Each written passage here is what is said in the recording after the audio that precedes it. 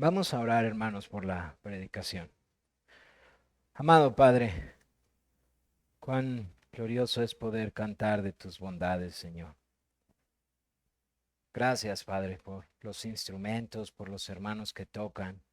Gracias por este local y gracias porque podemos, como un solo cuerpo, levantar nuestras voces y cantar de todo lo que tú has hecho, Señor. Cuán bueno eres tú, Señor, que podemos ahora adorarte también por cantos, Señor. Gracias, gracias, Señor, porque nos permites cumplir, Señor, el propósito por el cual hemos sido hechos, Señor. Adorarte a ti, al único Dios verdadero. Gracias, Padre, porque también nos permites disfrutar de ti, Señor. Ahora esta mañana queremos suplicar, pues grande es nuestra debilidad y nuestra necesidad de que nuestra mente pueda conocer tu palabra que nos hable, Señor. Padre bendito, tú sabes la complejidad de este texto y mis limitaciones, Señor. Pero esas no son tuyas. Tú no estás limitado. Tu Santo Espíritu no tiene ni una sola limitación. Así que hoy suplicamos por medio de tu Hijo Jesús, que tu Santo Espíritu hable por medio de tu palabra a nuestros corazones, por favor. Que hables, Señor, y que me guardes a mí del error, y me guardes de orgullo, soberbia, altivez. Me guardes, por favor, Señor, de no ser fiel a tu palabra, Señor. Padre, que con temor pueda exponerla. Y Padre, que tu Santo Espíritu bendiga en gran manera a tu iglesia, abriendo el entendimiento para poderla recibir y poder dar fruto a 30, a 60 y a 100 por uno, Señor, conforme tu soberana voluntad en tu iglesia, Señor. Mi Dios, porque como veremos esta mañana, los pequeños esfuerzos, Señor, no son menospreciados por ti. Equipa a tu iglesia para que paso a paso podamos ir avanzando tu reino y podamos mostrar cuán glorioso es nuestro Dios, cuán digno de suprema alabanza. Y Padre, hazlo a través de tu palabra, Señor, esta mañana. Te lo rogamos. Amén.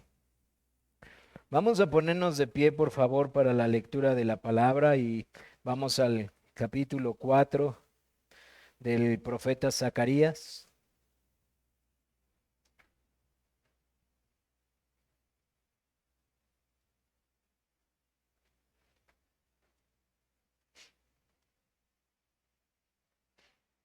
Capítulo 4 del profeta Zacarías. Voy a darle lectura a todo el capítulo. Dice la palabra santa de Dios así: Volvió el ángel que hablaba conmigo y me despertó, como un hombre que es despertado de su sueño, y me dijo, ¿qué ves? Y respondí, he mirado, y he aquí un candelabro todo de oro, con un depósito encima, y sus 7 lámparas encima del candelabro, y 7 tubos para las lámparas que están encima de él, y junto a él 2 olivos, el uno a la derecha del depósito y el otro a su izquierda. Proseguí y hablé, diciendo a aquel ángel que hablaba conmigo, ¿qué es esto, Señor mío? Y el ángel que hablaba conmigo respondió y me dijo, ¿no sabes qué es esto? Y dije, no, Señor mío. Entonces respondió y me habló diciendo, esta es palabra de Jehová a Zorobabel, que dice, no con ejército ni con fuerza, sino con mi espíritu, ha dicho Jehová de los ejércitos. ¿Quién eres tú, oh gran monte? Delante de Zorobabel serás reducido a llanura. Él sacará la primera piedra con aclamaciones de gracia, gracia a ella. Vino palabra de Jehová a mí diciendo, las manos de Zorobabel echarán el cimiento de esta casa y al- y sus manos la acabarán, y conocerás que Jehová de los ejércitos me envió a vosotros, porque los que menospreciaron el día de las pequeñeces se alegrarán y verán la plomada en la mano de Zorobabel. Estos 7 son los ojos de Jehová que recorren toda la tierra. Hablé más y le dije, ¿qué significan estos dos olivos, a la derecha del candelabro y a su izquierda? Hablé aún de nuevo y le dije, ¿qué significan las dos ramas de olivo que por medio de dos tubos de oro vierten de sí aceite como oro? Y me respondió diciendo, ¿no sabes qué es esto? Y dije, Señor mío, no. Y él dijo, estos son los dos ungidos que están delante del Señor de toda la tierra. Amén. ¿Pueden tomar sus lugares, hermanos?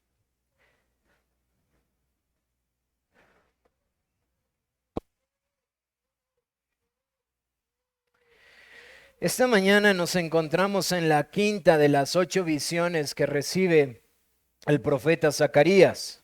Y quiero poner un pequeño recordatorio de lo que está aconteciendo. Estamos en la época del pueblo de Dios, en donde ellos han regresado del exilio. El pueblo del norte fue conquistado por los asirios y el pueblo del sur fue conquistado por los de Babilonia.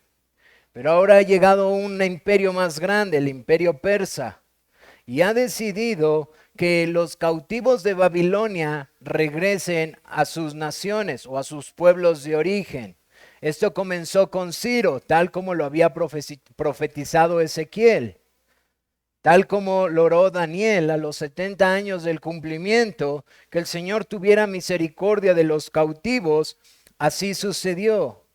Ciro es el instrumento en las manos del Señor para permitir que el pueblo de Dios regrese a Jerusalén y a Judá y que ellos puedan reedificar el templo.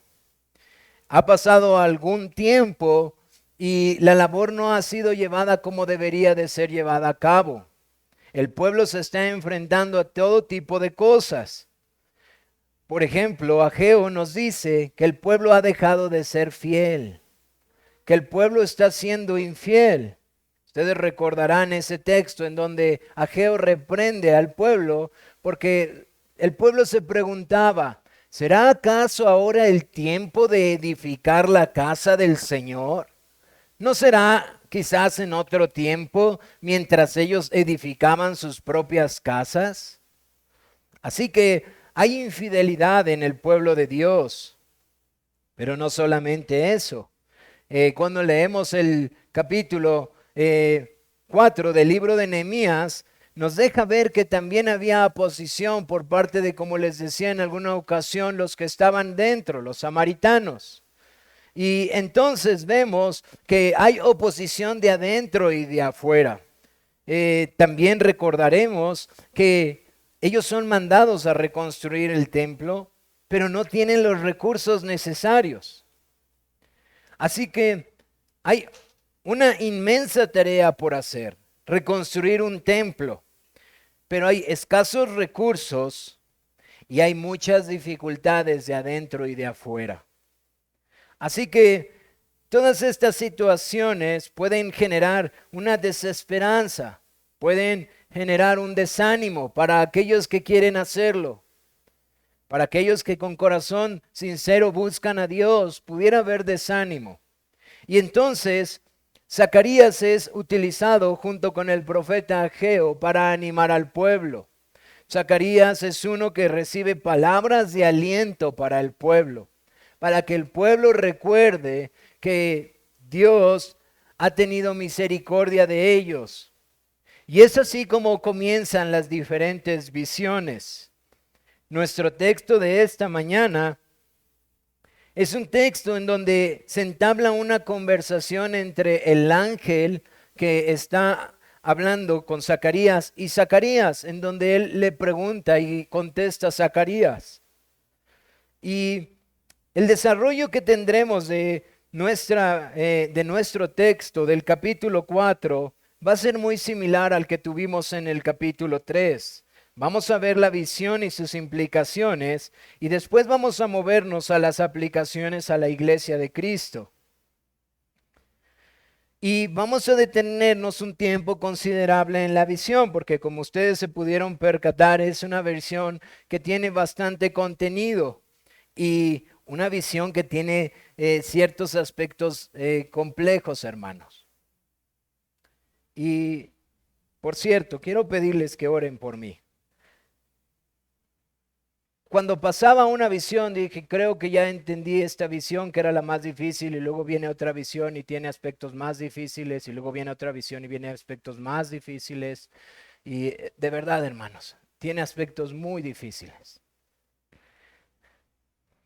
Y hoy compartiré un poco de esos aspectos difíciles, pero a veces esos aspectos difíciles pueden llevar muchas horas de lectura y tratar de entender qué es lo que está diciendo.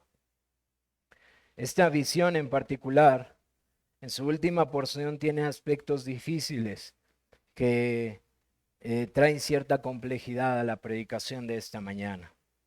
Pero el Señor es bueno y Él puede ayudarnos a pesar de eso, hermanos. En nuestra visión vamos a dividirla en tres aspectos, es decir, todo nuestro capítulo vamos a dividirlo en tres secciones. En el versículo 1 al versículo 5 encontramos la visión en sí misma. Encontramos qué es la visión que está teniendo Zacarías. En el versículo 6 al versículo 10, el Señor o Jehová de los ejércitos le contesta y le da la explicación de la visión.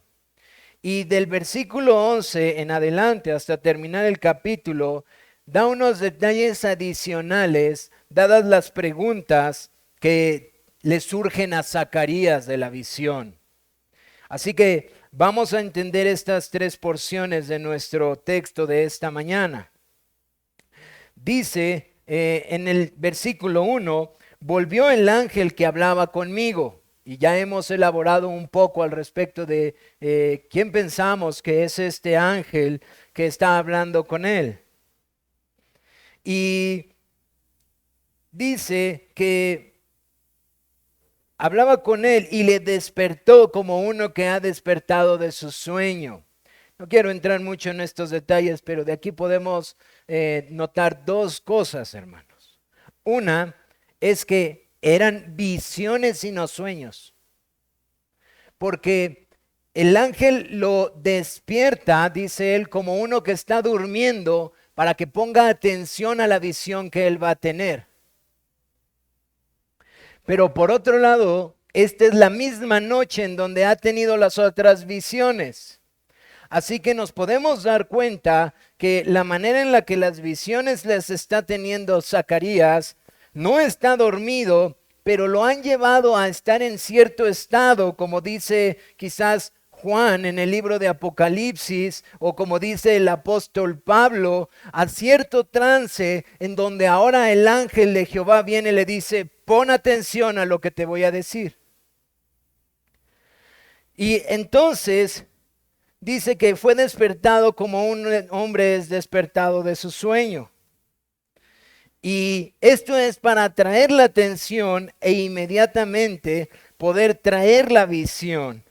Dice a partir del versículo 2, y me dijo, ¿qué ves? Y aquí comienza la visión. Y respondí, dice Zacarías, he mirado y he aquí un candelabro todo de oro, con un depósito encima y sus 7 lámparas encima del candelabro y 7 tubos para lámparas que están encima de él. Y junto a él 2 olivos, el uno a la derecha del depósito y el otro a su izquierda. Así que la visión tiene ciertos elementos que son importantes entender, porque es a través de estos elementos que la implicación de la visión va a ser dada a Zacarías. Encontramos que tenía un candelabro todo de oro. Encontramos que arriba de ese candelabro había un depósito. Y ese depósito estaba por encima de 7 lámparas. Y arriba de ese depósito había 7 tubos para las lámparas. Y además, a un costado del depósito había 2 olivos. Y esta es la manera en la que se presenta la visión al profeta Zacarías. un candelabro, unas lámparas, un depósito, 7 tubos que son para las lámparas y 2 olivos al costado que sirven, como lo vemos al final del capítulo, para abastecer estas lámparas.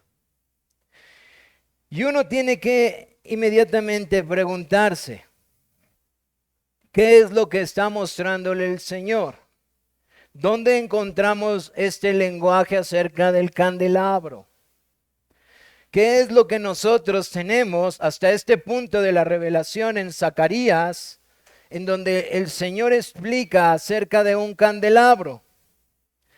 Y la explicación más clara que tenemos la encontramos en Éxodo, hermanos. Cuando el Señor manda a Moisés a levantar el tabernáculo y lo manda precisamente a hacer un candelabro.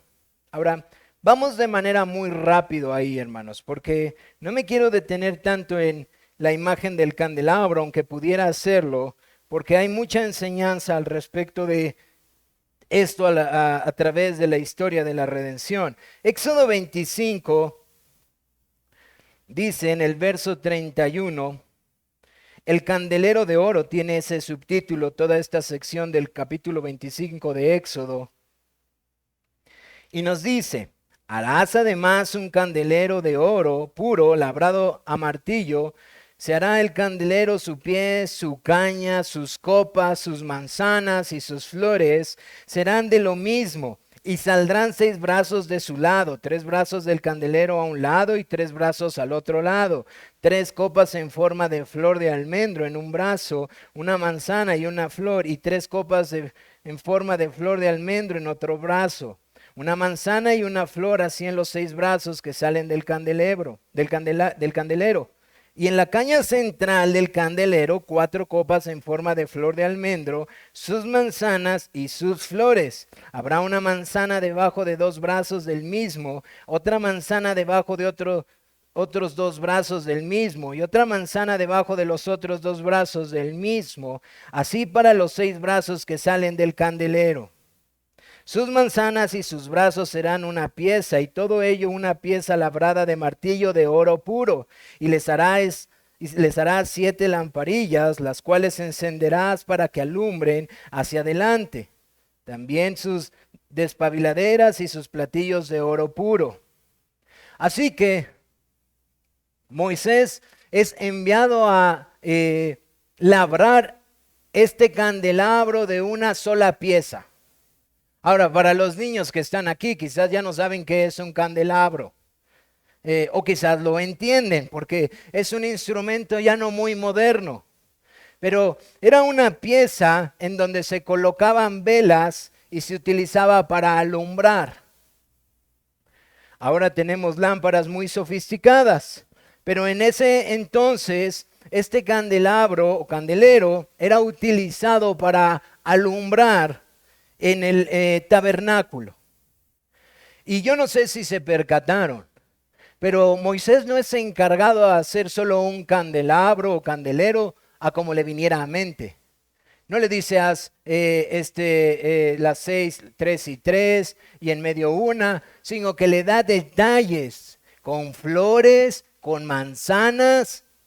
Y haz de cuenta que estamos escuchando el dicho que nosotros tenemos en español, en donde le está dando indicaciones de exactamente cómo debía de ser este candelabro.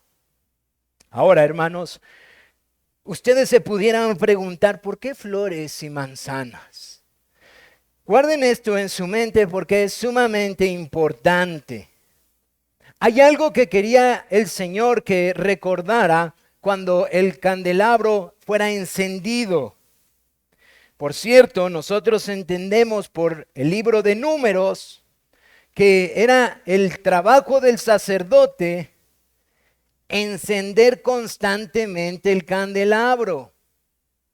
Es decir, era una labor constante que tenía que pasar y que no se debía de apagar. Y este candelabro por la forma en la que ha sido hecha, nos está haciendo recordar algo muy importante. Nos está tratando de recordar, así como el tabernáculo fue construido en el lugar santo y en el lugar santísimo, algo importantísimo. ¿Qué pasaba en el lugar santísimo, hermanos? La presencia de Dios estaba ahí. ¿Qué fue lo que privó al hombre cuando pecó? ¿Qué pasó entre Adán y el Señor cuando entra el pecado? ¿Qué pasa en el huerto? Son expulsados y la comunión perfecta que tenía Adán y Eva con el Señor se ve interrumpida. Ahora, el huerto, como una especie de templo o de morada de Dios, es el lugar en donde el hombre tiene comunión con Dios, pero viene la entrada del pecado y esa comunión es interrumpida. Pues se erige el tabernáculo, mucho después el templo, y parece ser que la instrucción del Señor es para que el pueblo de Israel recuerde en donde el Señor le ha placido manifestar su gloria, lo que había perdido por causa del pecado. Así que este candelabro tenía un propósito muy importante en el Antiguo Testamento. Estaba anunciando la presencia de Dios en medio del pueblo del Señor. Y lo estaba anunciando por medio de la luz que tenía que estar siempre encendida y tipificando a la presencia perfecta que habían perdido en el Edén, en el huerto, Adán y Eva. Y ahora nos encontramos nuevamente con un candelabro de oro labrado de oro puro. Un candelabro que sigue teniendo el mismo significado para el pueblo de Dios. Pero este candelabro, a diferencia del otro, y si ustedes recordarán la visión del capítulo 3 del renuevo de un sacerdote, aquí tenemos algo muy particular.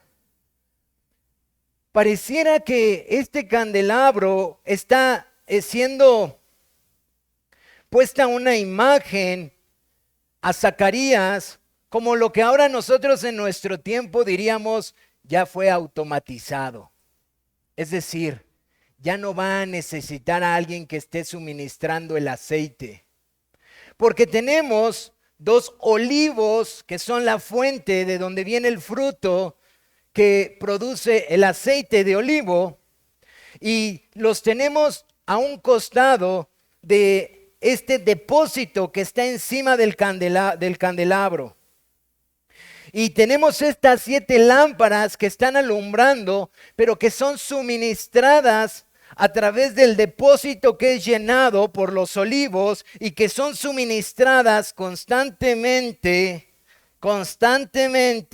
por estos 7 tubos que dispensan el aceite. Así que estos olivos están proveyendo el aceite al depósito que está proveyendo a través de los tubos o dispensando adecuadamente al candelabro en cada una de sus lámparas para que la luz no se apague. Hermanos, ¿qué le pasó al pueblo de Dios por causa de su pecado? Es decir, cuando nosotros regresamos al libro de Lamentaciones o cuando nosotros vemos las advertencias con respecto a lo que el Señor les decía por causa de su pecado, ¿qué era lo peor que iba a experimentar el pueblo de Dios? La ausencia de la presencia de Dios. Ahora, quiero regresar a la meditación. ¿Qué le preocupaba a Joás, hermanos? Un templo físico. Ellos han olvidado la esencia de un pueblo que no era mayor que los demás. Ellos han olvidado que no los llamó porque fueran muchos, sino porque a Él le ha placido mostrar su favor en medio de ellos, su favor, su amor de complacencia para mostrar su favor hacia todas las naciones. ¿Cuál es ese favor? Que Dios habite en medio de ellos. Y el desánimo que está teniendo el pueblo de Israel es que el templo ha sido destruido, que no tienen cómo llevar a cabo el sacrificio, pero que lo más importante es que la presencia de Dios ha sido quitada. Ahora quiero adelantarme un poquito a la interpretación que los apóstoles dan más adelante, porque esta visión está dando una esperanza para este momento en el que está viviendo Zacarías, pero también futura. Según el autor de Hebreos, esa esperanza por causa del sacerdote podía acabarse. Es decir, esa esperanza de la luz podía apagarse. La presencia de Dios podía apartarse. Pero el Señor le está diciendo a Zacarías, en esta visión, el aceite nunca va a faltar en este candelabro. Así que guarden esto como lo que Zacarías está viendo: un candelabro, 2 olivos, un depósito, los olivos al lado del depósito, 7 tubos, 7 lamparillas arriba del candelabro, y eso es lo que el Señor le está mostrando a Zacarías. Y nuestro texto dice: y proseguí y hablé, en el verso 4, diciendo a aquel ángel que hablaba conmigo: ¿qué es esto, Señor mío? Quiero que mediten un poco en la respuesta que le da el ángel. ¿No sabes qué es esto, Zacarías? Hermanos, guarden esta respuesta, porque el Señor le está diciendo una pregunta que él debería de entender. Zacarías, tú me estás preguntando qué es esto y no entiendes.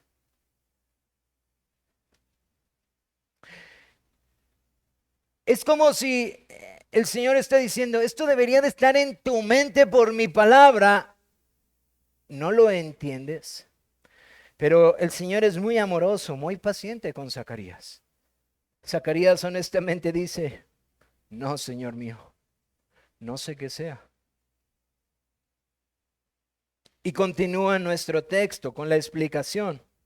Verso 6. Entonces respondió y me habló diciendo: esta es palabra de Jehová a Zorobabel, que dice: no con ejército ni con fuerza, sino con mi espíritu, ha dicho Jehová de los ejércitos. ¿Quién eres tú, oh gran monte? Delante de Zorobabel serás reducido a llanura. Él sacará la primera piedra con aclamación de gracia, gracia a ella. Y pareciera ser como, bueno, yo pregunté una cosa y respondió otra. Yo le dije: ¿qué es esto? Y me respondió con palabra del Señor. No sé qué es. Y el Señor responde: esta es palabra de Jehová. Así que aquí vemos ya una implicación de lo que tú estás viendo. Esta es la implicación de lo que ese candelabro significa para ustedes, Zacarías. Esto es lo que ha significado para ustedes históricamente, y que tú deberías de saber: que no es con ejército ni con fuerzas, sino con mi espíritu. Es por eso, hermanos, que podemos darnos cuenta cuál es el significado del candelabro y la presencia de Dios. La presencia de Dios que es manifestada a través del Espíritu de Dios. Porque el Señor pudo haberle dicho: es mi presencia en medio de ustedes. Es la presencia prometida que ha estado desde en la creación y que fue apartada por causa del pecado, y que luego yo he hecho un pacto con ustedes de condescender, y que no por ustedes, sino por amor a mi nombre, yo decidí condescender para con ustedes, que mi espíritu estaría en medio de ustedes. Y ahora le dice: no con ejército ni con fuerza. Es decir, no es el poder de ustedes como pueblo, no es su capacidad bélica, sino es mi espíritu, dice Jehová de los ejércitos. Porque en la mente del pueblo de Dios, ¿qué está pasando? ¿Cómo vamos a llevar a cabo la construcción del templo? ¿Cómo vamos a llevar la construcción de la morada de Dios? Ahí tenemos a los fieles de Dios que están intentándole y que hay problemas de los de afuera y problemas de los de adentro. Problemas de los de afuera que quieren destruir y obstaculizar el avance del reino, la construcción del templo, pero problemas de los de adentro que están llenándose de envidia y que dicen, no lo van a construir. Y que están apocando el corazón de los demás. Y tienes al pueblo de Dios, como en todas las historias, siendo débiles como lo somos y teniendo temor de avanzar. Y decir, pero ¿cómo va a pasar? Por cierto, ustedes recordarán cómo de los de adentro lloraban y decían, es que este templo no es nada con lo que debía de ser. Oye, ¿olvidaste que el templo era nada? Y que lo importante era lo que estaba dentro. Y el Señor, para consolarles, les dice, es que no es con su poder, no es con su espada, no es su poder, sino es mi espíritu, dice Jehová de los ejércitos. Y aquí aparece Zorobabel. Esta es la palabra de Jehová a Zorobabel. ¿Quién era Zorobabel? Zorobabel era el gobernante que maravillosamente, hermanos, había sido puesto por el imperio persa. De hecho, Zorobabel es un nombre pagano. Pero Zorobabel, el cual se encuentra aquí y es descrito en Ageo, acompáñenme ahí rápidamente. Ageo 1:1. Acuérdense que Ageo y Zacarías son contemporáneos. Ageo empieza a escribir antes y aquí Ageo empieza a hablarle al pueblo para ser diligente en la reconstrucción del pueblo y les dice, en el año segundo del rey Darío, en el mes sexto, en el primer día del mes, vino la palabra de Jehová por medio del profeta Ageo a Zorobabel, hijo de Salatiel, gobernador de Judá, y a Josué de Josadac, sumo sacerdote. Ahora, hermanos, si ustedes fueran a la genealogía que es relatada en el primer capítulo de Mateo, este Zorobabel vuelve a salir. Porque este Zorobabel, que fue el instrumento que el imperio persa manda para como cuidar que este pueblo no se rebelara, era en verdad de origen judío. Y según las escrituras, era de la descendencia de David, que era indispensable para la reconstrucción del pueblo. Y es como si volviéramos a ver un eco de lo que está pasando cuando quieren matar a Moisés y soberanamente el Señor ocupa a la hija de Faraón para cuidar a Moisés y luego viene su hermana y pide una nodriza y termina de nuevo con su madre. Y uno dice en sus pensamientos, ¿cómo es posible que estas cosas que era imposible, hablando en probabilidades, pasaran de manera tan perfecta? Pues esa es la soberanía de nuestro Dios actuando. Ahora nos encontramos con Zorobabel, del linaje de David, recibiendo como gobernador de Jerusalén y recibiendo aliento por medio de Dios, como si Dios supiera que Zorobabel está temiendo. Y diciéndole, Zorobabel, no es con ejército ni con fuerza, sino con mi espíritu. Ahora, hermanos, traten de meditar un poco si ustedes fueran Zorobabel. ¿Cómo es posible que ahora yo estoy aquí dirigiendo a mi pueblo cuando yo fui llevado cautivo por otro imperio que ahora fue puesto bajo sumisión por este imperio más grande? Y viene este imperio y de repente su corazón cambia de ser muy bélico y dice: regresen a su pueblo. Y este imperio que nada sabe me elige a mí y me dice: regresa con tu pueblo y ahora tú vas a levantar este templo. Hermanos, ustedes y yo estaríamos noches sin dormir. ¿Cómo llegué aquí? ¿Cómo pasó esto? Y olvidando que para que todo eso pasara, hay un Dios soberano que está haciendo todas las cosas. Porque él estaba olvidando que él era descendiente de David y que ahora tenía la autoridad del imperio persa. Y quizás su corazón había sido afectado por las cosas de afuera y por las cosas de adentro. Y por todas las circunstancias que están viviendo. Y el Señor le dice: esta es la interpretación de la visión. Dile a Zorobabel: mi presencia estará en medio de ustedes. No es tu fuerza, Zorobabel, no es tu espada, no es tu capacidad de gobernar, sino mi Espíritu Santo, dice Jehová de los ejércitos. ¿Y por qué podemos pensar que Zorobabel está como preocupado? Y hermanos, no puedo dejar de pensar en Pablo a Timoteo. Porque Pablo le dice: Timoteo, no tengas temor. Nadie te menosprecie. Y aquí viene Jehová diciéndole a Zacarías: esta es palabra para Zorobabel. Y viene la palabra del Señor y dice: ¿quién eres tú, oh gran monte? ¿Quién eres tú, oh gran monte? ¿Qué es lo que Zorobabel está viendo? Una montaña enorme para pasar. Ahora estoy yo aquí, mientras muchos quizás están allá.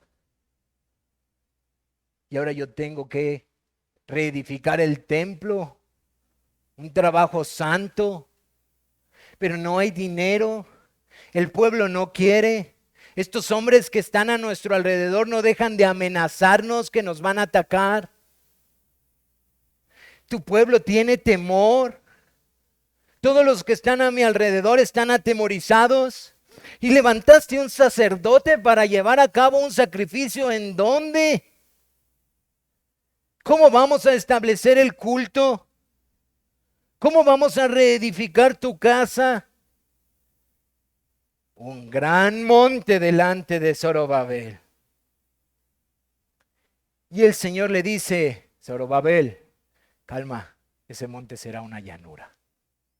Zorobabel, todo lo que tú alcanzas a ver ahorita será pronto quitado.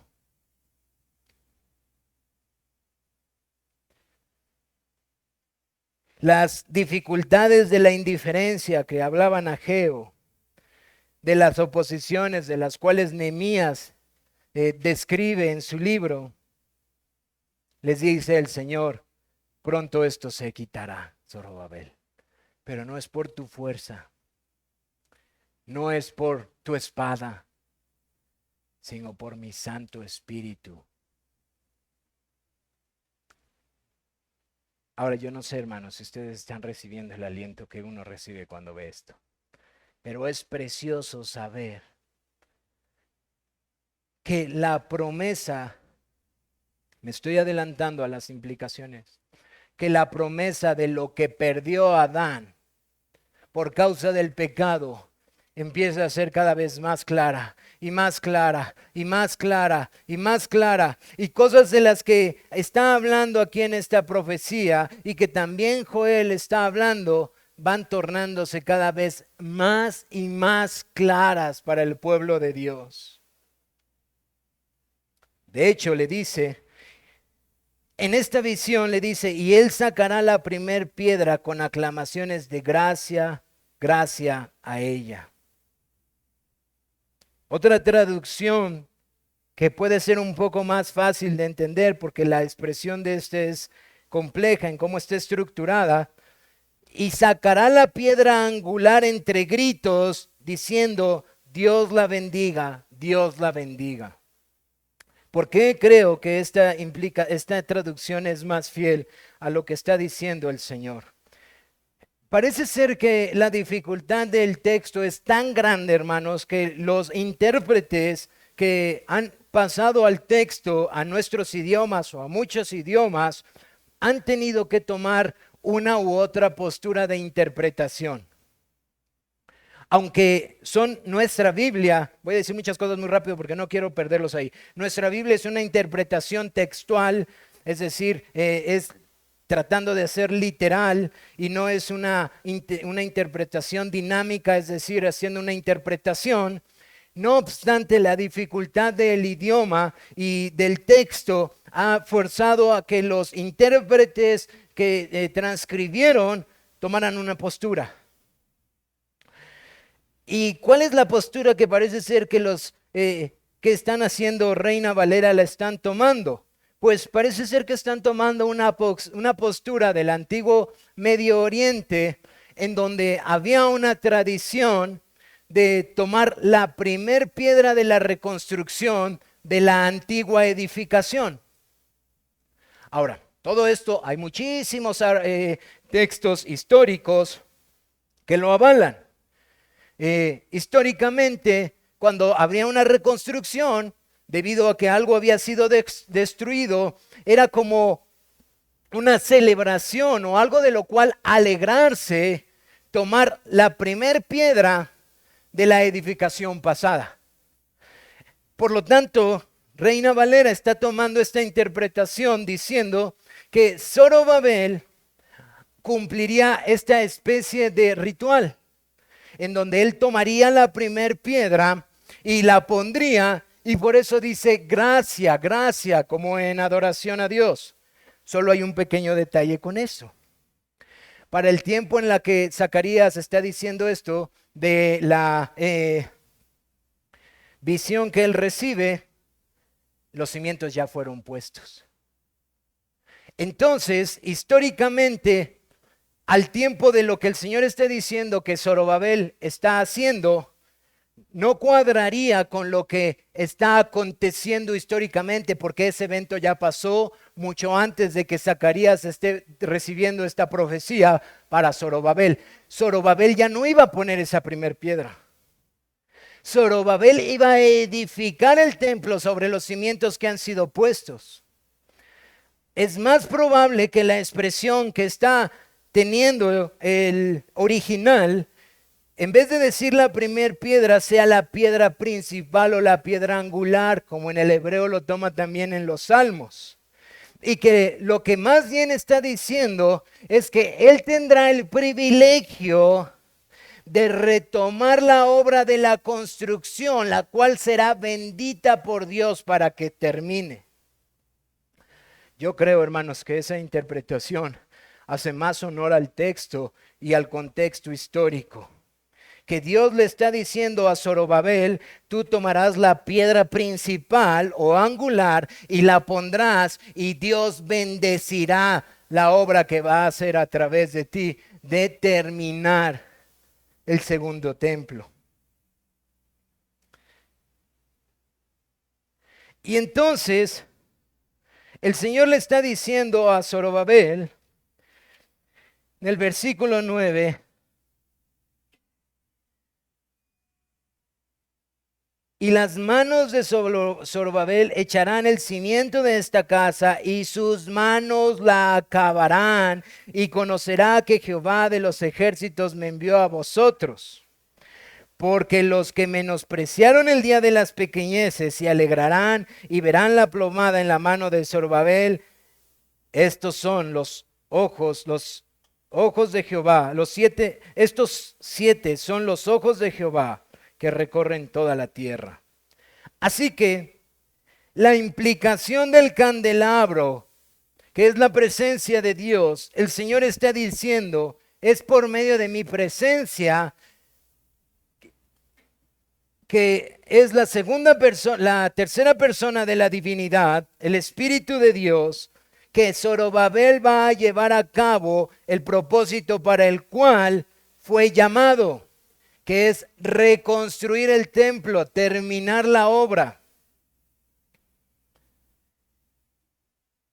Y dice, y así conocerán que el Señor de los ejércitos me ha enviado a ustedes. Ahora nuestro texto dice algo muy peculiar. Dice, porque aquellos que menospreciaron el día de las pequeñeces. Y ustedes recordarán, vamos a ir rápidamente para que recordemos de las escrituras. Ageo 2, versículo 1. Ageo 2, dice, en el mes séptimo, a los 21 días del mes, vino palabra de Jehová por medio del profeta Ageo, diciendo, habla ahora a Zorobabel, hijo de Salatiel, gobernador de Judá, y a Josué, hijo de Josadac, sumo sacerdote, y al resto del pueblo, diciendo, ¿quién ha quedado entre vosotros que haya visto esta casa en su gloria primera, y como la veis ahora? ¿No es ella como nada delante de vuestros ojos? ¿Qué está haciendo aquí el Señor? Reprendiendo a aquellos hombres que estaban haciendo un comparativo entre la obra del primer templo que construyó Salomón y la segunda obra del templo que está siendo edificada por Zorobabel. Y si nosotros fuéramos al texto de Esdras, nos daríamos cuenta que Esdras relata que había lamentación y risa y lloro porque por un lado había gozo por la reconstrucción del templo, pero por otro lado había lloro porque no tenía nada que ver con la hermosura del primer templo. Y el Señor dice de estas particulares del pueblo que está menospreciando lo que está haciendo. Ellos se alegrarán porque han menospreciado las pequeñeces. Es decir, ellos han dicho, este templo no tiene nada que ver con lo otro. Esto es pequeño comparado con lo que hizo Salomón. Y la expresión que está usando el Señor de se alegrarán es como si dijera ellos se darán cuenta que estaban equivocados. Ahora, hermanos, hablando natural y humanamente, el templo en sí mismo no era lo mismo, pero el problema no era que el templo había sido destruido por sí mismo. El problema era que la presencia de Dios había sido quitada del templo. Y si un tabernáculo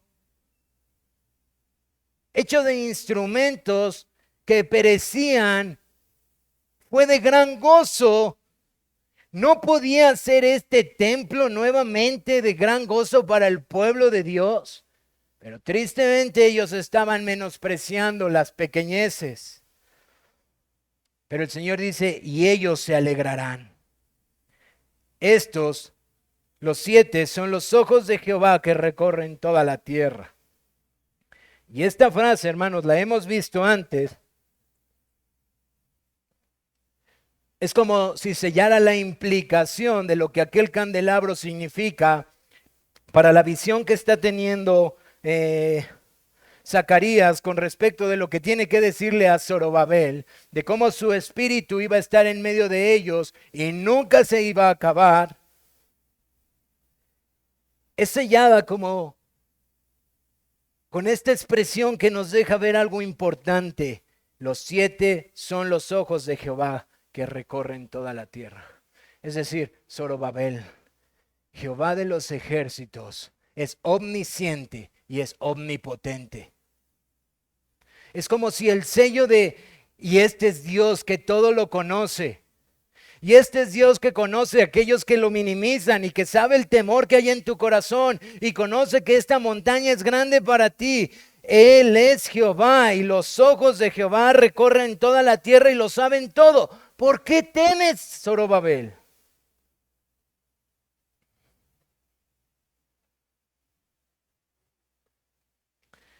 Y hasta ahí, hermanos, quizás tenga dificultades, pero es un poco fácil de interpretar, aunque hay diferencia de ideas.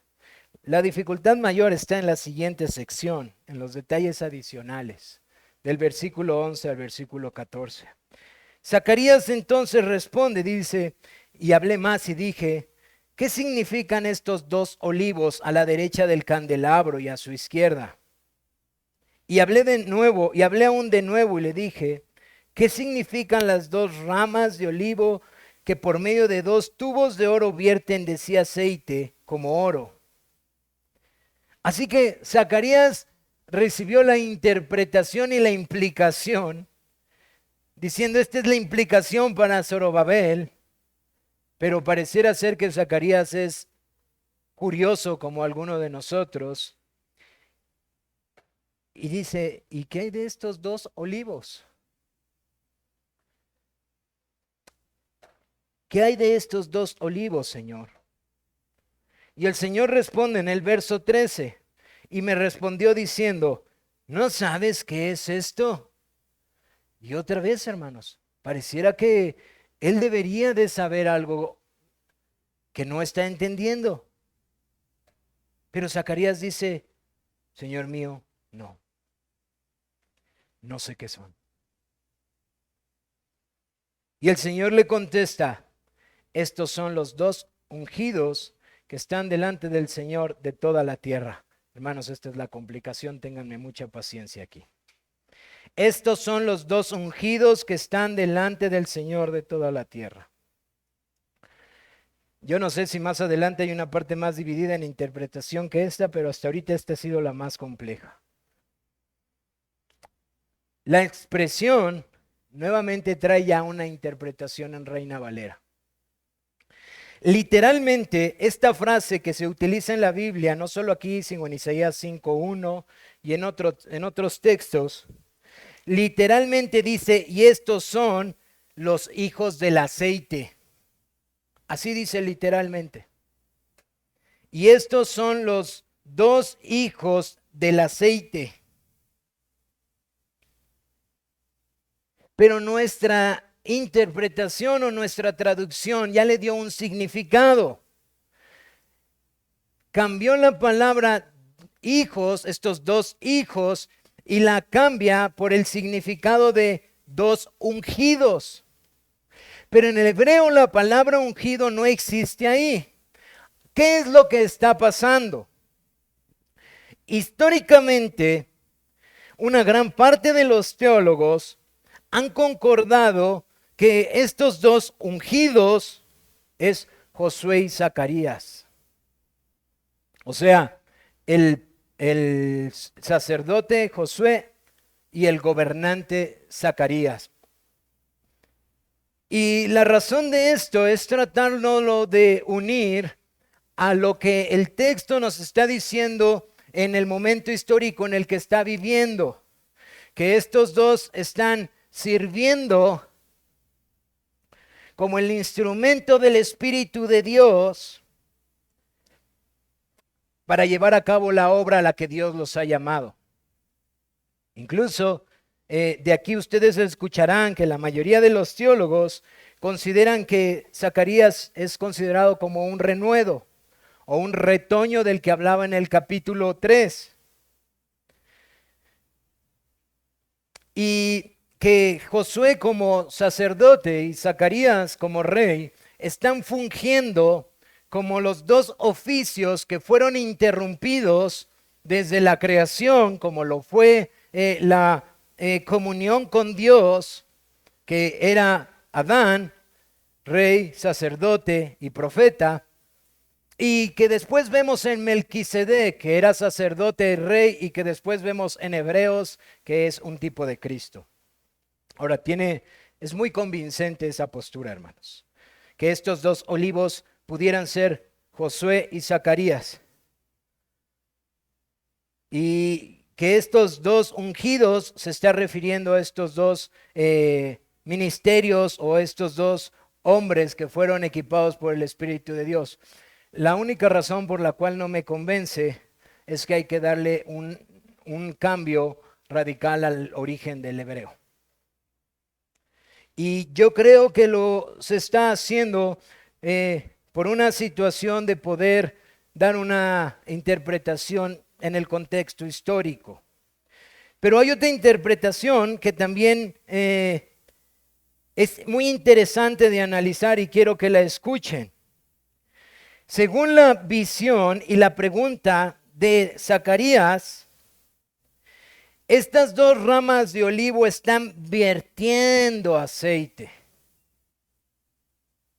Y el problema con la interpretación de Josué y de Zacarías al llamarles ungidos es que fue vertido sobre ellos aceite.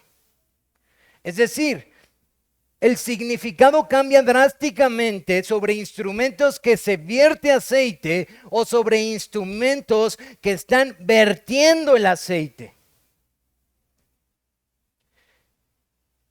Y algunos teólogos han considerado que es más probable que en lugar de ser Josué y Zacarías, sean, Josué y Zorobabel, en lugar de ser Josué y Zorobabel, sean Zacarías y Ageo. Porque son Zacarías y Ageo los instrumentos por el cual el Espíritu de Dios está dando dirección o está suministrando lo necesario para que el pueblo avance y construya el templo. Hermanos, suena también convincente. Pero hay otras dos interpretaciones más.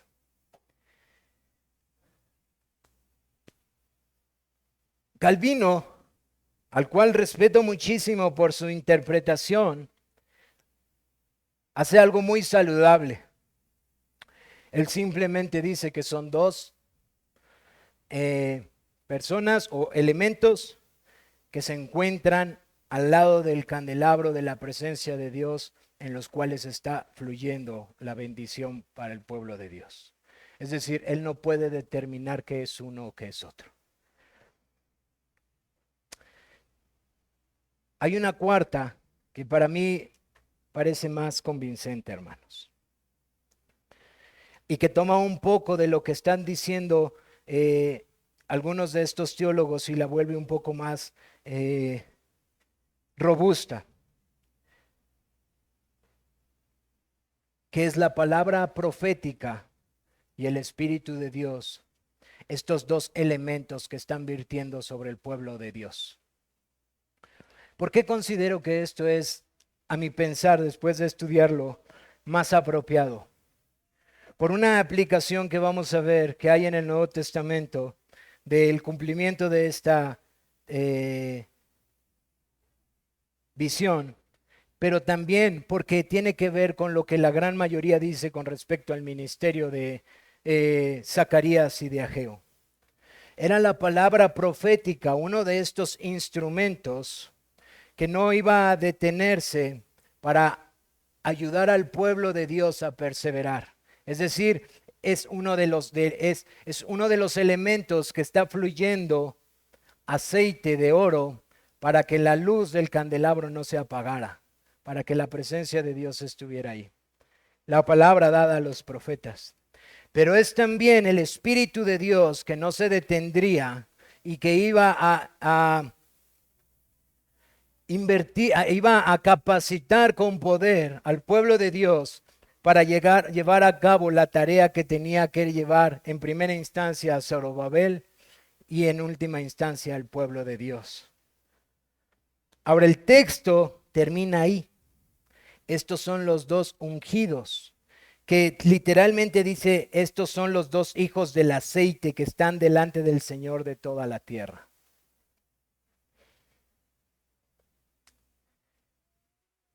Hermanos, los animo a que ustedes lo estudien, pero nuevamente, indiferentemente ahorita que consideren si es Josué y Zorobabel, Zacarías o Ageo, si son dos elementos de los cuales fluye la bendición de Dios, o si es la palabra profética y el Espíritu de Dios.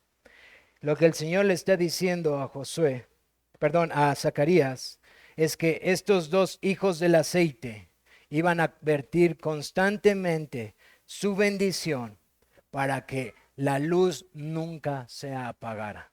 Es decir, el principal objetivo de la visión no era que Zacarías entendiera exactamente quiénes eran, sino el propósito de esos dos hijos del aceite. Suministrar el aceite de oro continuamente, que era lo que iba a ayudar al pueblo de Dios a avanzar. Por esta razón, yo considero que uno de ellos necesariamente tiene que ser el Espíritu de Dios. Porque si ustedes se percataron, ese es el principal tema de la visión que le está dando el Señor a Zorobabel. Perdón, a Zacarías para Zorobabel. No es la capacidad del hombre, sino el Espíritu de Dios que está con él para que él pueda llevar a cabo la labor para la cual fue llamado. ¿Qué implicaciones tiene para la iglesia, hermanos?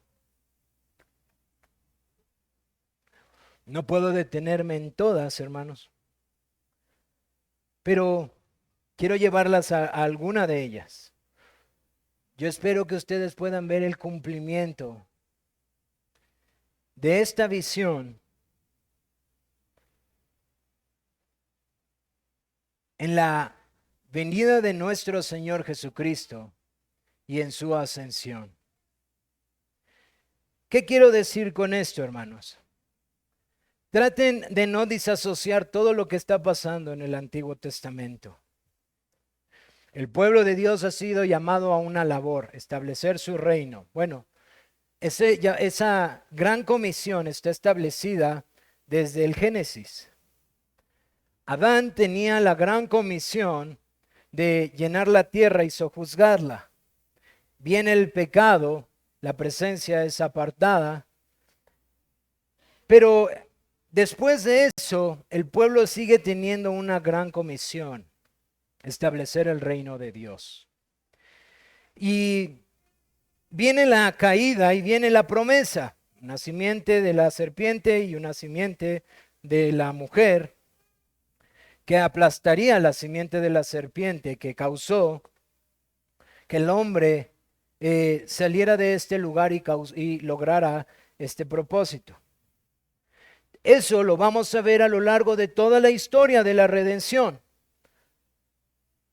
Eso va a seguir pasando y no solamente hasta la venida de nuestro Señor Jesucristo, sino sigue pasando al día de hoy. Vemos la lucha entre la simiente de la serpiente y la simiente de la mujer. Y vemos a lo largo, para tomar un punto particular de algo muy reciente, la vida de Joás.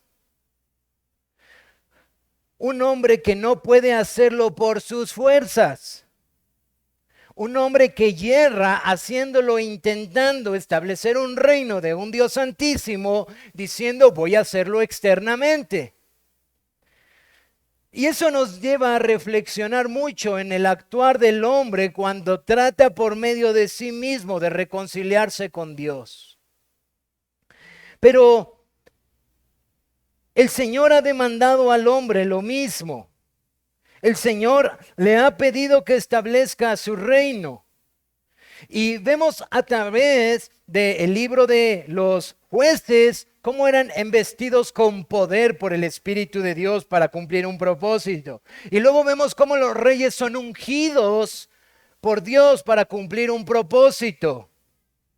Pero nos percatamos que esto no está pasando como nosotros pensaríamos si estuviéramos en ese punto. Pero la historia nos deja ver que algo está ocurriendo. No es solo ese pequeño momento que observamos en David, en Salomón, en la construcción del templo. Salomón cae y el reino se divide. Hay una imagen más grande. Nosotros podemos apartarnos un poquito y ver esa imagen más grande. Y en esa imagen más grande observamos que el pueblo, después de darse cuenta que ni este rey, ni este rey, ni este rey, y que fue llevado cautivo, de repente regresan y nuevamente el pueblo de Dios dice, pero ¿cómo vamos a lograrlo? Porque hay problemas de afuera y de adentro, y el problema principal, como lo veíamos en la visión anterior, que está dentro de nosotros, no es quitado. Y el Señor les dice, vendrá un renuevo. Vendrá un renuevo que quitará el pecado. Pero ¿y nosotros? Está bien, ese renuevo quitará el pecado. Pero ¿y nosotros que hemos fallado generación tras generación, generación tras generación? ¿Cómo avanzaremos? Y entonces, entre ese nosotros está Zorobabel, y le dice el Señor, porque no es por tu espada ni por tu fuerza, sino es por mi espíritu. Y entonces ellos terminan la construcción del templo, pero aún el renuevo no se levanta, aún el pecado sigue haciendo de las suyas, y nuevamente el pueblo se vuelve a desviar.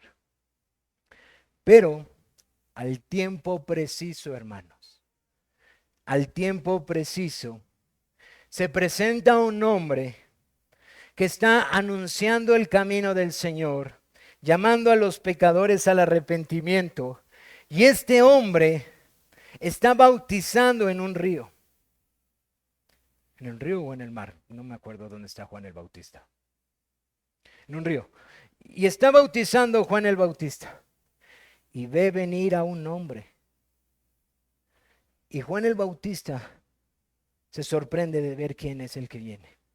Ahora, hermanos, traten de ponerse un poco en el lugar de Juan el Bautista, porque él conoce todo esto que nosotros estamos estudiando. Y el que llega delante de él es un hombre que ha actuado de manera particular y que se ha escuchado que ciertas promesas, como algunas que Zacarías dijo, se están cumpliendo en él. Y Juan el Bautista lo ve. Y cuando él llega le dice a este hombre, bautízame. Y Juan el Bautista dice, no, ¿cómo crees? Y él le dice, es necesario que toda justicia se cumpla. Pero, hermanos, ¿qué es lo que Juan percibe cuando el Señor es ungido? Que el Espíritu de Dios desciende sobre él. Hermanos, yo no sé si ustedes pueden percibir lo que quizás Juan está sintiendo de escalofríos, pero ese candelabro que nunca se apagaría está siendo presenciado delante de sus ojos. Y cuando este hombre es bautizado, ve al Espíritu de Dios descender sobre él y escucha la palabra de Jehová de los ejércitos, del Padre, diciendo, este es mi Hijo amado en quien tengo complacencia. Hermanos, muchos de nosotros hubiéramos dicho, aquí quítame la vida. He visto al renuevo. He visto a este ungido de Dios. He visto a este que no ha dejado que el Espíritu de Dios ha venido a posar sobre él. Ahora, el cumplimiento empieza en nuestro Señor Jesucristo. Pero quiero llevarles algunos textos importantes, porque no me quiero detener mucho ahí. Más adelante otras visiones nos van a hablar más de estos cumplimientos perfectos en Cristo, sino de lo que está pasando en esta visión, la obra encomendada a Zorobabel y la implicación que tiene para nosotros a la iglesia. Acompáñenme a Mateo capítulo 28.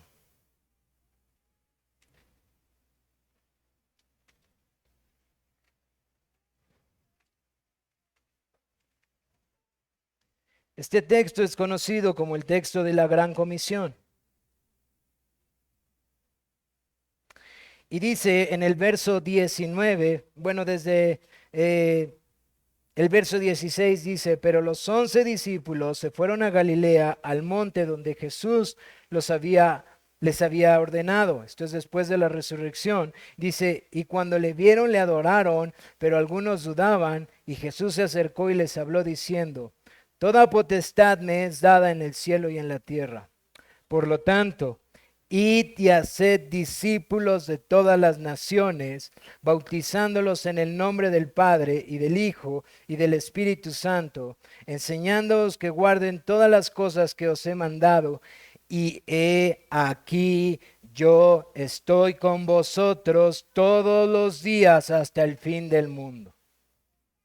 Hermanos, esto que Zorobabel está viendo y que está recibiendo ánimo Es tan solo una porción de lo que el pueblo de Dios estaba mandado a hacer y que con claridad la iglesia ha sido encomendada. Lo que nosotros conocemos como la Gran Comisión, el ir y hacer discípulos a todas las naciones, tiene que ver con lo que originalmente le fue dado a Adán de llenar la tierra y sojuzgar. Y ahora la iglesia es llamada a una labor como lo fue el pueblo después del exilio, y a la misma forma como Zorobabel tenía una gran labor y delante un gran monte, pero el Señor le dice, es mi presencia contigo que hará que esos problemas se vuelvan como una llanura. Es el mismo aliento, pero con una claridad mucho mayor y con un grado de intensidad que no alcanzamos muchas veces a comprender. Hagan esta comisión tan importante de establecer el reino de Dios en la tierra, porque yo estaré con ustedes todos los días. Y a veces decimos, eso se ve muy poético y muy bonito. Pero no es eso, hermanos. La Biblia nos enseña con claridad que cuando Cristo está diciendo esto, tiene que ver con la promesa que Él les dijo a sus discípulos: yo me iré, pero otro ayudador vendrá y estará con ustedes. Lo que Él está prometiendo en textos como Mateo 3:11, Lucas 3:16, es lo que el Señor Jesucristo le está diciendo a sus discípulos y por implicación a nosotros, a sus apóstoles y por implicación a la iglesia, del mandato de seguir estableciendo el reino de Dios en la tierra. Pero Dios sabe que nuestra capacidad es limitada, que nuestras fuerzas son demasiado limitadas y que nuestras pasiones muchas veces son afectadas. Y el Señor le dice a sus discípulos o apóstoles: yo estaré con ustedes hasta el fin del mundo. Y el Señor, son las últimas palabras que quedan registradas en ese evangelio. Pero cuando nosotros vamos al libro de los Hechos, en el capítulo 1, nos dice que los apóstoles estaban verdaderamente esperando el cumplimiento de esta promesa. Capítulo 1, verso 4. Y estando juntos, les mandó que no se fueran de Jerusalén, sino que esperasen la promesa del Padre, la cual dijo: oísteis de mí, porque Juan ciertamente bautizó en agua, mas vosotros seréis bautizados en el Espíritu Santo dentro de no muchos días. Una promesa que se fue desenvolviendo poco a poco, que de la presencia que se había perdido en el huerto del Edén, vendría de una manera mucho más intensificada para el pueblo de Dios, y que a través de diferentes destellos de luz que Dios usó por medio de los profetas, el pueblo de Dios debía de esperar, como Zacarías, dándole a entender que la presencia iba a estar constantemente en medio de ellos. No se iba a apagar como el candelabro que se podía apagar en el tabernáculo o en el primer templo o en el segundo templo, porque aquí la presencia del Dios mismo estaría con ellos. Y esta presencia es prometida a la iglesia, al pueblo de Dios, por medio del Espíritu de Dios. Ahora quiero que me acompañen para ver a dónde los quiero llevar con esto. Acompáñenme a Efesios, un libro que nos ha estado enseñando el hermano Víctor. Efesios capítulo 2.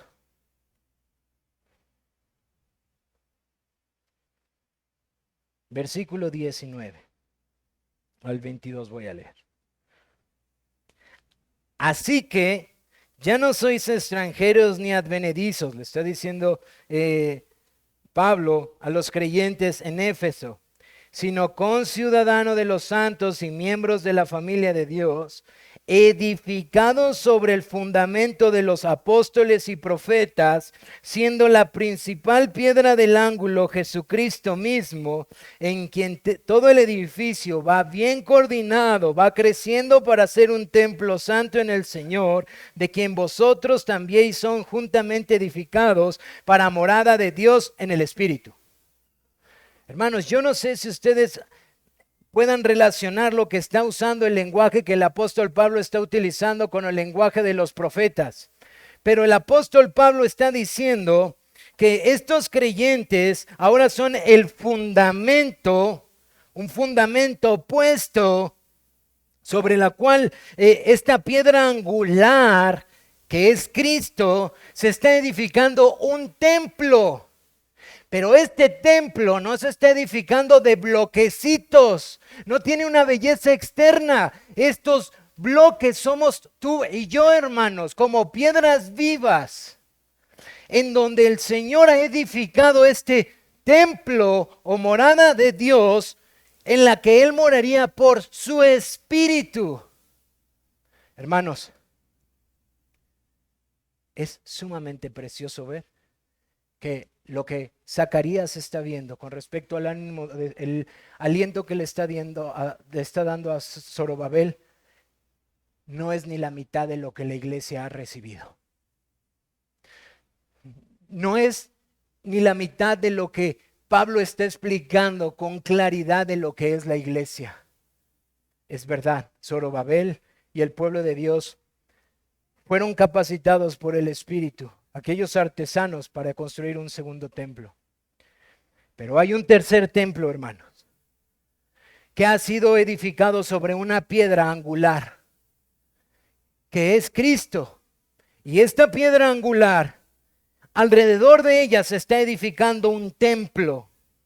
Y este templo se está edificando no por tabiques perecederos, no por una construcción que puede ser derribada, sino por los creyentes que juntamente estamos formando esta edificación de morada o templo de Dios, donde Él mora por el Espíritu, donde ese candelabro no es quitado, donde ese candelabro que constantemente está ministrando. Ahora voy a implicar lo que yo creo que está diciendo, por medio de la palabra y del Espíritu a la iglesia de Cristo, poder para que la iglesia de Cristo pueda recordar y entender con mucha claridad. Iglesia de Cristo, no es con tu espada, no es con tu ejército, no es con tus estrategias, no es con tu fortaleza, no es con tu capacidad humana, no es con tu dinero, no es con todo lo que tú puedas tener, sino con mi Espíritu Santo y mi palabra que está en medio de ustedes. Por eso digo, hermanos, que lo que la iglesia de Cristo tiene al día de hoy no es ni siquiera comparable con lo que Zorobabel alcanzó a recibir, que fue de ánimo para seguir, hermanos. Ahí es donde tú y yo tenemos que empezar a considerar lo que Víctor nos ha estado enseñando con respecto a Éfeso. Porque el apóstol Pablo está exaltando estas grandezas a la luz de la bajeza de lo que históricamente el hombre es. Efímero en su vida, hermanos, débil, torpe. Tú y yo erramos cientos de veces al día. Y Pablo está diciendo, esto era lo que eras y esto es lo que ahora eres y esto es lo que Dios ha prometido hacer, y puede ser no por lo que ustedes son o por lo que ustedes pueden recibir, sino por lo que ya recibieron, que ustedes han recibido el Espíritu de Dios. El mismo Espíritu de Dios por el cual Dios sopló y la creación fue hecha. El mismo Espíritu de Dios que capacitó a los santos del Antiguo Testamento a avanzar, pero que ahora ha sido derramado sobre todo creyente, porque cada creyente es una piedra viviente de esta edificación. Tomando un poco de lo que Víctor ha estado enseñando, hermanos. La iglesia de Cristo tiene la mayor capacidad que Dios ha querido darle. Y eso es el Espíritu de Dios y su palabra. Y el ministerio de ambos, la palabra y el Espíritu, han servido y servirán para que nosotros podamos seguir avanzando el reino de Dios en la tierra, hermanos. Ahora quiero decirte algo con honestidad. Porque habrá de los de afuera y de los de adentro que digan, ni haces nada, ¿para qué oras? Ni tiene valor. ¿Para qué les predicas ni se convierten? O uno mismo, llevo 20 años y no pasa nada. ¿Y qué pasa, hermanos?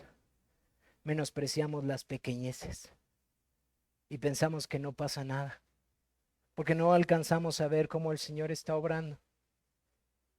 Pero quiero decirte algo, hermano. La manera en la que hoy el templo de Dios, que es la iglesia, a donde Dios le ha placido morar por el Espíritu, está enteramente capacitada para poder llevar a cabo su obra. Y el Señor Jesucristo dijo, pídanle a mi Padre más de mi Espíritu y Él se los dará. ¿Qué quiero decir con esto? Sí, nuestros pasos son pequeños y nuestros esfuerzos quizás sean insignificantes, pero no lo son para el Señor, porque a la luz de su obra, Él los utiliza para seguir edificando su iglesia, para seguir avanzando su reino. Así que tú y yo, hermano, podemos animar nuestros corazones como Zorobabel lo hicieron. Quizás tú y yo consideramos cosas insignificantes.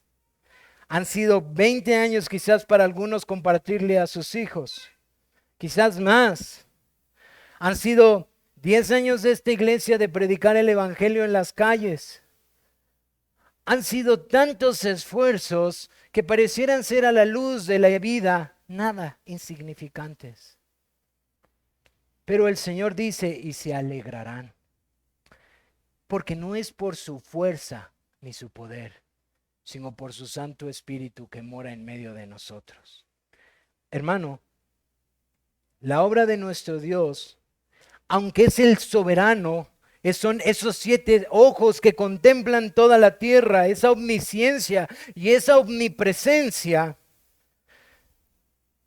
No obstante, a Él le ha placido utilizar instrumentos. Él es el soberano de toda la tierra y Él puede utilizar a Ciro, a Darío, a Zorobabel.